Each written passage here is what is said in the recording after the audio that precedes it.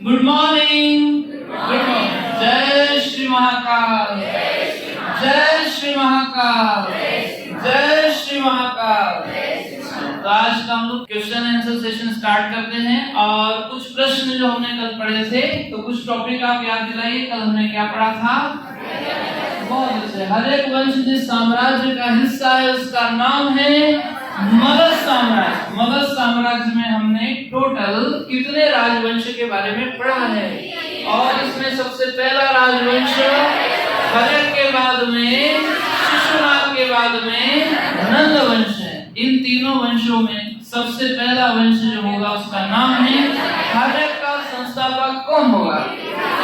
और बिंबिसार का उत्तराधिकारी, अजात शत्रु का उत्तराधिकारी, और फिर उदयन के बाद में नाग दशक की हत्या किसने करी?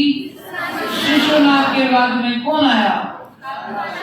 तालाशोक के बाद में अगला नंदीवर्धन। नंदीवर्धन के बाद जो संस्थापक हुआ महापद्मनंद। महापद्मनंद के बाद धनानंद। इन सभी शासकों में से किसे कहा जाता है श्रोणिक?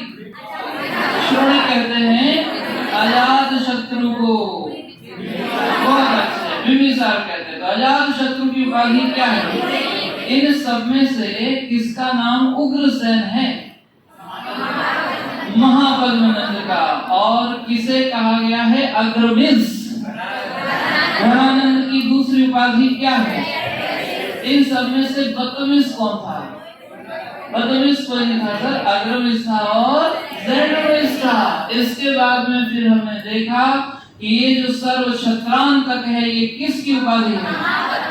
चलिए अभी फिर हमने देखा इन सब में से एक ऐसा शासक जिसने कई सारे खतरनाक हथियारों का आविष्कार किया, उसका नाम है बहुत अच्छे अजात शत्रु के द्वारा बनाए गए अलग अलग हथियारों में से सबसे पहला हथियार कौन सा है?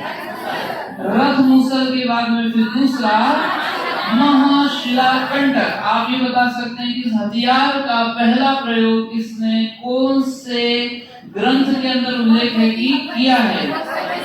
जैन ग्रंथ